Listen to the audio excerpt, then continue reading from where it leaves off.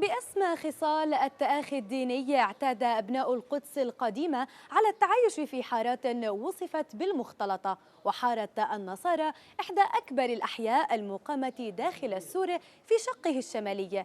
ورغم حملها لقب غالبيتها المسيحية إلا أن أزقتها تحتضن أيضا عشرات العائلات المسلمة، كعهد بدأته بضمها مسجد عمر بن الخطاب الملاصقة لكنيسة القيامة. فأربعة أحياء رئيسة في البلدة تضم نحو 20 حارة يلفها سور القدس من شماله لجنوبه، فتبدأ بباب الجديد لتضم الأحياء المسيحية كحارة الأرمن المجاورة للنصارى، والتي تعد أصغر الأحياء وتسكنها الطائفة الأرمنية بقرابة 1000 نسمة، وهي تحوي دير الأرمن وقلعة الملك داود. وقد أغنت هذه الحارات المنطقة بأكملها ب8 كنائس لتشكل مجتمعة أكبر التجمعات المسيحية في القدس. والحي الإسلامي بحارات السعدية وحطة والواد يتوسط القدس العتيقة بأوسع مساحة وزهاء 20,000 نسمة، وهو يتوج بامتلاكه مقامات الأولياء ومعالم أثرية. لكن هذا الحي لا يسلم من استهدافات الاحتلال المتكررة كإخطار بيوته العربية بالمصادرة وتدشينه بمدارس ورموز عبرية.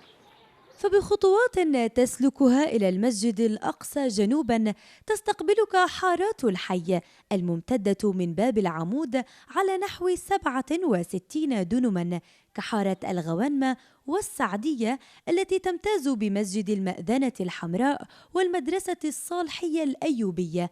وبإدراك إسرائيل أهمية رموزها الدينية تتعمد دثرها بتوطين المستوطنين وحفر الأنفاق أسفلها لزعزعة وجودها العربي. وهنا إلى الجنوب الشرقي من البلدة وجدت سابقا حارتا الشرف والمغاربة العربية، لكن بعد تدميرهما عام 67 وطرد الاحتلال منهما قرابة 1000 فلسطيني امتلأت هذه المنطقة بالمهاجرين اليهود لتعرف لاحقا بالحي اليهودي، وتقام بجوارها وتتوسع ساحة البراق لصالح صلواتهم. فحارة الشرف عرفت بحارة العلم وضمت 7 حارات صغيرة أهمها الحيادر والريشة التي كانت تسكنها عائلات عربية كأبو السعود والشرف.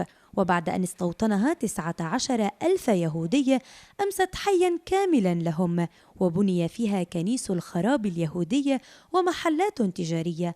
أما حارة المغاربة فلم يتبقى منها سوى ما يسمى بالقصور الأموية. لبرنامج القدس ياسمين أسعد، قناة الغد، القدس المحتلة.